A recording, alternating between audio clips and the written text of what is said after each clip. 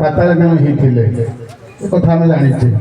କିନ୍ତୁ ଗୋଟେ ବିଷୟ ଆମେ ଚୟନ କରିଛୁ ସମସ୍ତ ବିଚାରକ ବନ୍ଧୁ ମାନେ ଆମେ ଚିନ୍ତା କରିଛୁ ରାମଙ୍କର ପ୍ରଭୁ ଶ୍ରୀରାମଙ୍କର ପାତାଳ ଗମନ, ଶ୍ରୀରାମଙ୍କର ପାତାଳ ଗମନ ସେ ବିଷୟରେ ବିଷୟଟି ନେବେ।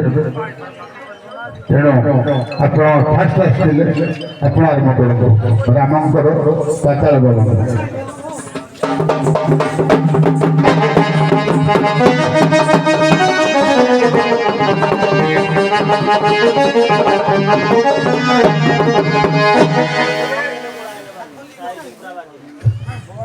धन एहला विद्यार सागर, एहला विद्यार सागर ठकी देगी पड़े गले हबनी। मुसिक नमनमा डाको पुराण लिखा है मुसिक नमनमा तब भूलाम धरवानी तुम पाठ साठ पढ़ी जाओ मूर्ख है कि नहीं आम मूर्ख मूर्ख बढ़िया रहेगा क्या कह ना मुसिक नम नम मुसिक को आगे मूषा को नमस्कार करते समझते नारायण को शिव को विष्णु को एवं को नमस्कार करते आ मूषाटा को करती पद पाद ठाणी माणी अंग भंगी एमती आसूथिबा टिके आमे देखिबा दर्शक अछन।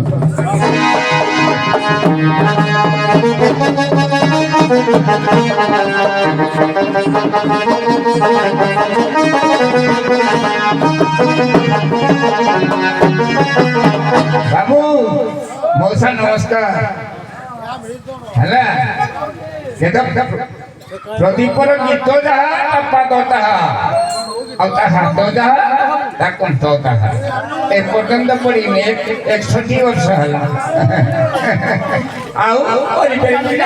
मोर कथा तथापि बाघ बाघ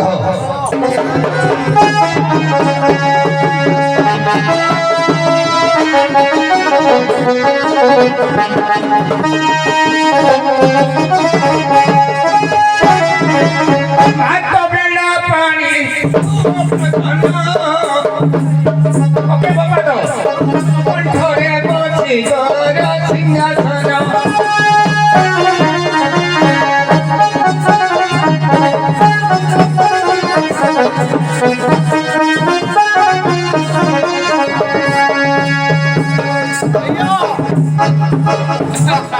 देखिले घा है कि एड़ा मानस कहि हला मो पुओ तो पुत्रा तम पुत्रा मो गायक पाठ रे आज्ञा प्रसन्न कंठरे बसी घर सिंहासन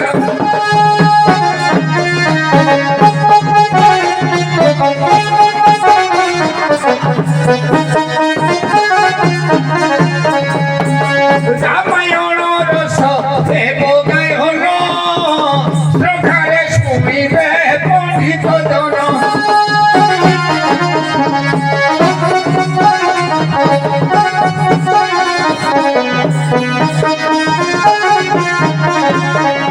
आयो चित्त कर साधन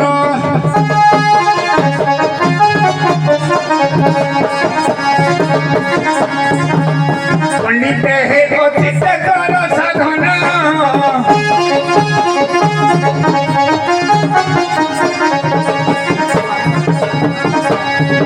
मो आशीर्वाद जहाँ बिना है कंठे कर सिंहासन की बाई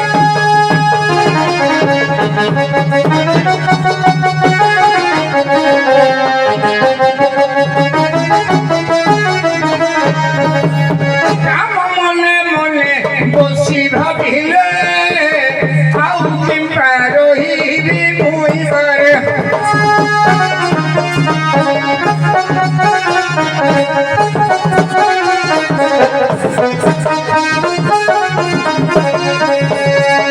लखन देव स्वर्ग पूरा धले राम मने मने भाविले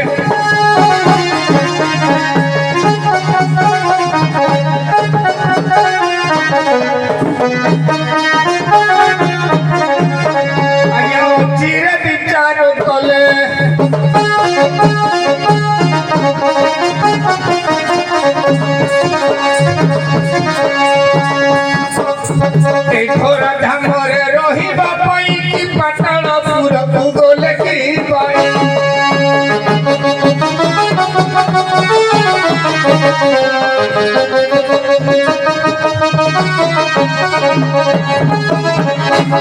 ଆମ ବିଚାର କଲେ ଯେ ଯଦି ସୀତା ଗଲା ପାତାଳ ଉପରକୁ ତାହେଲେ ସ୍ତ୍ରୀ ପାଖକୁ ସମିଯିବ କି ନାହିଁ ନା କଣ ହେଇଯିବ?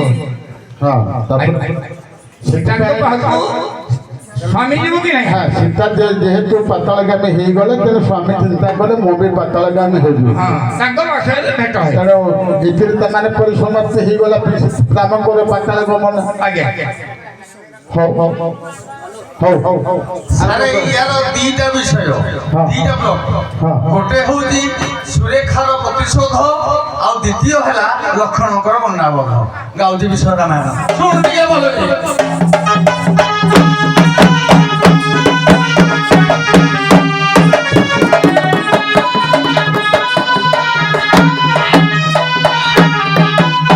আরে বাবু যেତେବେଳେ ঘা অনেক হয়ে যায় যেତେବେଳେ ঘা শুকিয়ে নি হেতু তারপরে কোন ক্যান্সার রূপ ধারণ করে ହେଲା କି ନାହିଁ ୟାକୁ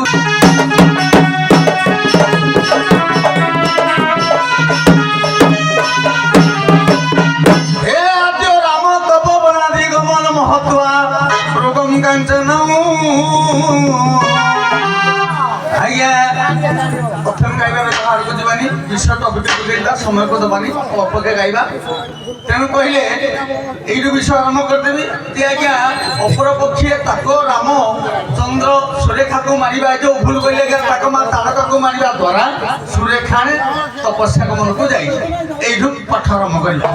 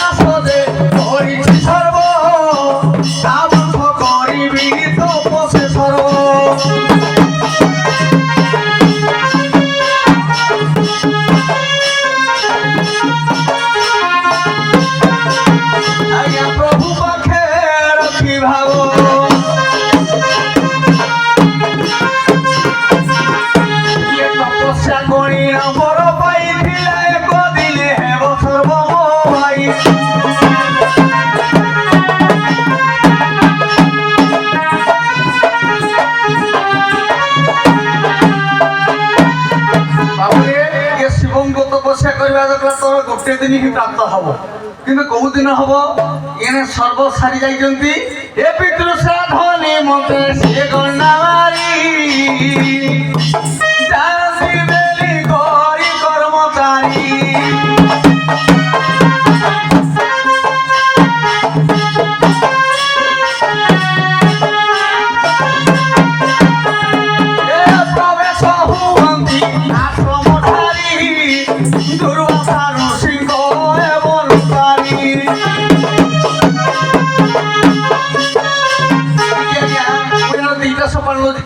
कहते शिव पार्वती कहीं कहते दुर्वासा ऋषि आश्रम जी मार से जगह आज्ञा पाताल गामी हम यार प्रमाण अच्छी बजा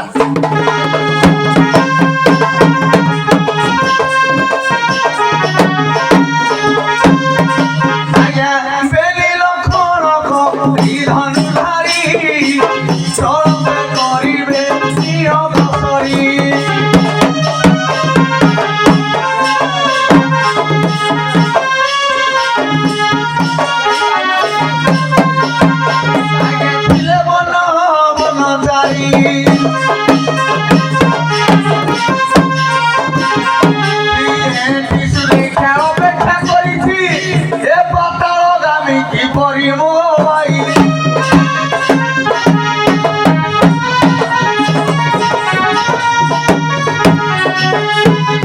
ଆଜ୍ଞା ଟିକେ ଗୀତର ସଙ୍ଗୀତର ଭୁଲ ଭାଲ ହେଇଯାଉଛି ହଉ ହଉ ଆଜ୍ଞା କଥାଟା ହେଲା କ'ଣ ଯେ ଯେତେବେଳେ ପ୍ରଥମତଃ ରାମଚନ୍ଦ୍ର ଯାଇଥିଲେ ସୁରେଖାଙ୍କର ଶିବଙ୍କ ତପସ୍ୟା କରି ସେ ପାଇଛି ତାକୁ କେମିତି ପାତାଳଗାମୀ କରିବେ ଏଠି ଲକ୍ଷ୍ମଣକୁ ଯେତେବେଳେ ଯାହା ସରବଦ୍ଧ କରିଛନ୍ତି ମୃଗଟାକୁ ସେ ବନକୁ ଯିଏ ଯିବ ସେ ଆଜ୍ଞା ପାଷାଣ ହେଇଯିବ ନହେଲେ ଲତା ହେଇଯିବ ତେଣୁ ଲତା ହେଇଯିବା ଭିତରେ ରାମ ଯେତେବେଳେ ଯାଇଛନ୍ତି ତେଣୁ କହିଲେ କିଏ କୁଆଡ଼େ ଲକ୍ଷ୍ମଣ ଗଲେ ଏ ସମୟରେ ଆଜ୍ଞା ସୁରେଖା ତାର ଗୋଟିଏ ମନ୍ତ୍ର ଦେଇଥିଲେ ଶିବ ତାକୁ ଗୋଟିଏ ମନ୍ତ୍ର ଦେଇଥିଲେ ତେଣୁ ସେ ବିବର ଭିତରେ ରାମ ପଡ଼ିବା ଭିତରେ ସୁରେଖା ଆଜ୍ଞା ଗୋଟେ ପଥର ଘୁଡ଼େଇ ଦେଇଛି ରାମ ହେଲେ ପାତାଳଗାମୀ ଏଣେ ହେଲେ ଲକ୍ଷ୍ମଣ ଇଏ ଗଣ୍ଡାକୁ ମାରି ସେ ପଡ଼ିଛନ୍ତି ପଥର ହେଇକିରି ବା ଲତା ହେଇକିରି କେହି କହନ୍ତି ଏଣେ ପଡ଼ିଛନ୍ତି ତେଣୁ ଉଦ୍ଧାର ହବ କିପରି କଥାଟା ହଉଛି ଏଇଠି ସାର୍ ମୋର ପଦାରେ ମନେ ପଡ଼େ ହଉ ମନେ ପଡ଼ିଲେ ତାହେଲେ ସେଠି କୋଉ ବାଟରେ ତିନିଟା ସବର୍ଣ୍ଣ ଆମ ଶିଖିଛି ହଉ ହଉ ହଉ ଟିକେ ରୁହନ୍ତୁ ହଁ ହଁ ତମେ ହଜାର ଶିଖିଲେ କ'ଣ ଗୋଟେ ତ ଗାଇଦେଲେ ଦେଖି ଗୋଟେ ଗାଈରୁ ଉଦ୍ଧାର ଖାଲି ଜଣକୁ ଉଦ୍ଧାର କଲୁ ଦେଖିବା ଯଦି ଏଇଟା କାଢୁଆ ପାଗ ଦେଖୁଛୁ ମାରିଦେ ଭିତରେ ତ ଛୁଆ ହେଇଯିବ ଭାରି କାଢୁଆଟା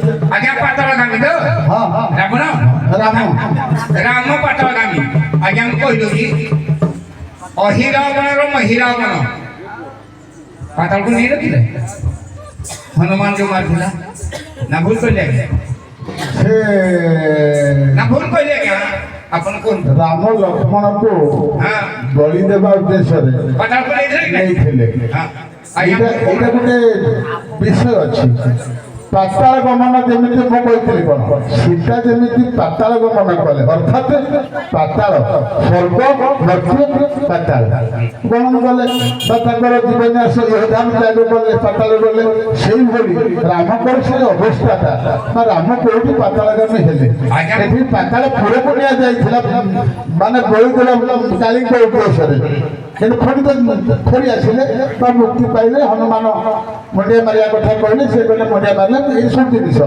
ପାତାଳ ଗମନ କିନ୍ତୁ ସ୍ୱର୍ଗ ଗମନ ସ୍ୱର୍ଗାରୋହଣ ପର୍ବ ସ୍ୱର୍ଗକୁ ଯିବା ଦ୍ୱାରା ହେଲା ସରକାର ତେଣୁ ପାତାଳ ଗମନରୁ ଯଦି କିଛି ମନେ ପଡୁଛି କ'ଣ ଟିକେ ଅଛି ପୁରୁଣା ଲୋକ ଜୟସୁର ପୁରାଣ ମୁଁ କହିବି କାହିଁକି ନା ଭାଇଟା ଦୃଷ୍ଟିଗୋଚର ହେଇପାରୁନାହିଁ ପ୍ଲଟଟା ହଉଛି ଲକ୍ଷ୍ମଣର ଗଣ୍ଡାବଦ୍ଧ ଆଇଦର ଏଇ ଜିନିଷଟା କିନ୍ତୁ ମୋର ଯେତିକି ମନେ ପଡୁଛି ଆଉ ମହିରାବଣ ମଧ୍ୟରେ ଯୋଉ ଜିନିଷଟା କହୁଛ ମହିରାବଣ ମଧ୍ୟରେ ସେଇ ଜିନିଷଟା ଅଛି ଅଛି ଆଜ୍ଞା ମୁଁ ଯୋଉଟା କହିଲି ରାଜି ହବ କିନ୍ତୁ ଶୁଣନ୍ତୁ ଦଶରଥକୁ ମୁକ୍ତି କରିବା ପାଇଁ ଯମଙ୍କର 3 ବଛର ଥିଲେ ଦଶରଥ ଏଣୁକରି ଲକ୍ଷ୍ମଣ କଲେ ଗଣ୍ଡାବଦ୍ଧ ପିତୃଶ୍ରାଦ୍ଧ କଲେ ସେ ମୁକ୍ତି ପାଇବେ ହଉ ଆଉ କିଛି ପଦ୍ୟ ଆକାରରେ ଗାଇ ଦେଖିଛି ମନେ ପଡୁଛି ପଦ୍ୟ ଆକାରରେ ଗାଇ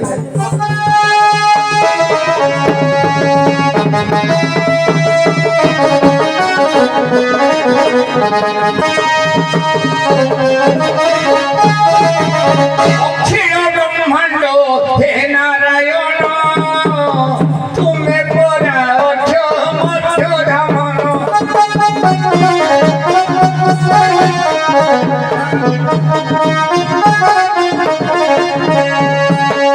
ମୋ ବାପା ଜନ୍ମ ପୁରରେ ଥାଇ 3 ବଛରେ ଅଛି ସେ ରହି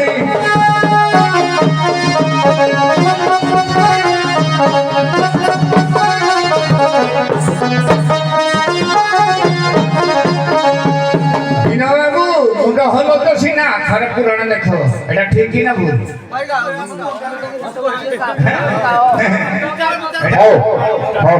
ଯଦି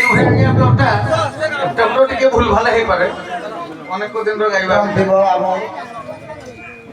ବିଷୟ ଯାହା ମାଆଙ୍କ ସାମ୍ନାରେ କହୁଛି ଆଜ୍ଞା ପ୍ରଦୀପ ବାବୁ ଶୁଣିନାହାନ୍ତି ବିଷୟ ବିନୟ ବାବୁ ବିଷୟକୁ ମନେ ମନେ ଝାପସା ଟିକେ ହବ ପଦେ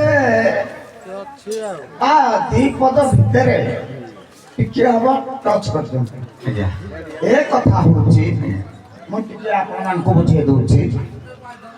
ସୁରେଖା ଆଜ୍ଞା ତାରକାର ଝିଅ ଆଜ୍ଞା ଯେତେବେଳେ ଶ୍ରୀରାମଚନ୍ଦ୍ର ତାରକାକୁ ବଧ କରିଛନ୍ତି, ସେ ମଲା ଶବଟାକୁ ଧରିକିରି ସୁରେଖା ବସିଛି, ସେଟା ଗନ୍ଧି ଗଲାଣି, କିନ୍ତୁ ଶିବଙ୍କ ମନ୍ତ୍ର ଜପୁଛି। এই সময় শিব আসি পৌঁছলে কিলো ঝিও এই শবটাକୁ কাইকে ধরিকি জপুଛୁ মতে ডাকিলু না ମୋ ମାକୁ ଯିଏ ମାରିଛି ମୁଁ ତାର ପ୍ରତିଶୋଧ ନେବି। କେମିତି ନେବୁ ନା କିଏ ମାରିଛି ନା ଯିଏ ମାରିଛି। କିଏ ମାରିଛି ନା କିଏ ଗୋଟେ ରାମ ମାରିଛି, ତା ମୁଣ୍ଡଟା ମୋର ଦରକାର, ତା ମୁଣ୍ଡଟା ଦରକାର। ଶିବ ଚମକି ପଡ଼ିଲେ, କହିଲେ ମୋ ପ୍ରଭୁ ହେଉଛନ୍ତି ଶ୍ରୀରାମ, ମୁଁ ତାକୁ ମୁଣ୍ଡଟାକୁ ଦେଇପାରିବିନି, ଏ ବର ମୁଁ ଦେଇପାରିବିନି। ଆଉ କ'ଣ ମାଗୁଛ ମାଗ। କିନ୍ତୁ ସେଇଟା ସୁରେଖା ମାଗିଛି ଯେ ସେ ମୋ ଶତ୍ରୁ ଯେଉଁଠି ଥିବ ମୁଁ ଚାହିଁଲେ ଆପଣଙ୍କ ମନ୍ତ୍ରଟାକୁ ମୁଁ ସ୍ମରଣ କଲେ ସେ ପାତାଳକୁ ପଶିଯିବ, ମାଟି ମିଶିଯିବ। এই সময়ে রামচন্দ্র যাইଛନ୍ତି বনবাস, লক্ষ্মণ এবং সীতা বুলু বুলু বুলু বুলু সুরেখা এবং রাম দেখা হেলে। সুরেখা এবং রাম দেখা হেলে তারকার ঝিও সুরেখা। সে কহিলে তমে মতে বিবাহ হব। রামকু কহিলে কিয়ে সুরেখা। তেণু রাম কহিলে মু তো এক পত্নী ব্রত করিছে, মু আউ দ্বিতীয় পত্নী গ্রহণ করিপারিবিনি। সে কহিলে তমে কোন রাম। সুরেখা কহিলা তমে কোন রামকু ভলিয়া কହୁଛ না মু সেই শ্রীরাম। কহিলা তমে শ্রীরাম ମୋ ମାର ଶତ୍ରୁ। ମନେ ପଡ଼ିଗଲା ସେ ମନ୍ତ୍ରଟା। ଏଣେ ଶ୍ରୀରାମଙ୍କର ଗାଇଛନ୍ତି, ଏଣେ ଦଶରଥଙ୍କର ପିତୃଶ୍ରାଦ୍ଧ ଆସିଛି, ଋଷିମାନଙ୍କ ନିମନ୍ତ୍ରଣ କରାଯାଇଛି ପିତୃଶ୍ରାଦ୍ଧ ହେବା ପାଇଁ। ଏଣେ ଲକ୍ଷ୍ମଣଙ୍କୁ ପଠେଇଛନ୍ତି ଗଣ୍ଡା ପଥ କରି ଆଣିବା ପାଇଁ, ସୀତାଙ୍କୁ ପଠେଇଛନ୍ତି ଫୁଲ ଆଣିବା ପାଇଁ। ଏଣେ ଶ୍ରୀରାମଚନ୍ଦ୍ର ଋଷିମାନଙ୍କୁ ନିମନ୍ତ୍ରଣ କରି ଆଶ୍ରମରେ ଅଛନ୍ତି। ଯେତେବେଳେ ଚାହିଁଦେଲେ ମନ୍ତ୍ର ମନେ ପଡ଼ିଗଲା ସୁରେଖାଙ୍କର, ଭୂମିଟା ଫାଟିଗଲା, ଶ୍ରୀରାମଚନ୍ଦ୍ର ପାତାଳକୁ ପଶିଗଲେ। ଲକ୍ଷ୍ମଣ ଯାଇଛନ୍ତି ଗଣ୍ଡା ବଧ କରି, ସେ ପାର୍ବତୀଙ୍କ ଗଣ୍ଡାକୁ ବଧ କରିଛନ୍ତି। ଯେତେବେଳେ ପାର୍ବତୀଙ୍କ ଗଣ୍ଡାକୁ ବଧ କରିଛନ୍ତି, ନନ୍ଦୀ ଭୃଙ୍ଗି ଯାଇକିରି ମା ପାର୍ବତୀକି କହିଛନ୍ତି। ପାର୍ବତୀ କହିଲେ ତାକୁ ବାନ୍ଧିକିରି ଗଙ୍ଗା ଜଳରେ ପଥର ମଡ଼େଇଲେ। ସେ ପଡ଼ିଲେ କୋଉଠି ଗଙ୍ଗାରେ, ପଥର ମଡ଼େଇ ଦିଆଯାଇଛି। ଏଣେ ମୃଗୁଣୀ ରୂପ ଧାରଣ କରିଛନ୍ତି ମା ସୀତା କୋଉଠି ପୁଷ୍ପବନରେ, ରାମ ଅଛନ୍ତି ପାତାଳ ଗାଦି। କିନ୍ତୁ ଉଦ୍ଧାର ହେବେ। ଇଏ ହଉଛି ରାମ ପାତାଳ ଗାଦି। କାହିଁକି ଆଜ୍ଞା କହି ଦଉଛି ଗୋଟିଏ ନାଇଁ ନାଇଁ ମୁଁ ପଦେ କହୁଛି ସାର୍। ଯେତେବେଳେ ରାମଚନ୍ଦ୍ର ପାତାଳଗାମୀ ହେଲେ, ମହିରାବଣ ନେଇକି ନାହିଁ ପାତାଳକୁ। ଶୁଣନ୍ତୁ ସାର୍, କିନ୍ତୁ ହେଲେ କାଟିବା କଥା, ପ୍ରଥମରୁ କାଟିବା କଥା। ନା ନା ସେଇଟା ଲକ୍ଷ୍ମଣ ଅଲଗା ହେଲେ ସେଟା ବିଷୟଟା ସେମାନେ ଜାଣନ୍ତୁ ନାହିଁ। ଆମ ହୃଦୟରେ ପ୍ରଭୁ ବାବୁ ସେଇଟା ଲକ୍ଷ୍ମଣ ବି ଯାଇଛନ୍ତି ପାତାଳ। ହଁ ସେଇଟା ଲକ୍ଷ୍ମଣ ବି ଯାଇଛନ୍ତି। ତେଣୁ ତେଣୁ ଏଇଠି ହେଲା, ମୁଁ ଗୋଟିଏ ପଏଣ୍ଟ କହିଦଉଛି ଯେ ଯେ ରାମଙ୍କ ବଦଳରେ ଯିବ ପାତାଳକୁ, ତେଣୁ ରାମ ବାହାରିବେ, ନହେଲେ ରାମ ରହିଲେ ପାତାଳରେ। ମା ସୀତା ମୁକ୍ତି ହେଇକିରି ବଶିଷ୍ଠ ମୁକ୍ତି କଲେ 3 ଜଣଙ୍କୁ। ମା ସୀତା କହିଲେ କିଛି ଶେଷ ସମୟରେ ମୁଁ ମୋ ସ୍ୱାମୀଙ୍କ ବାବଦରେ, ମୋ ସ୍ୱାମୀଙ୍କ ବଦଳରେ ମୁଁ ଯିବି ପାତାଳକୁ, କିନ୍ତୁ ମୋ ସ୍ୱାମୀକୁ ଉଦ୍ଧାର କରାଯାଏ। ସାର୍ ଏଇଟା ଆମର ପ୍ରାଚୀନ କବିମାନଙ୍କର ଲେଖା, କିନ୍ତୁ ପ୍ରକୃତରେ କମ୍ମନ ରାମାୟଣ ଅନୁସାରେ ଏହାର ଲେଖା ଗୋଟେ ଅଲଗା ନିଆରା। କିନ୍ତୁ ସାର୍ ଠିକ୍ ପ୍ରଥମ ପ୍ଲଟଟା ଧାର କରିବା ହେଉଛି ପ୍ରତିଶୋଧ ବା ଲକ୍ଷ୍ମଣ। ଆମେ ଆଉ ସମୟ ନଷ୍ଟ କରିବା।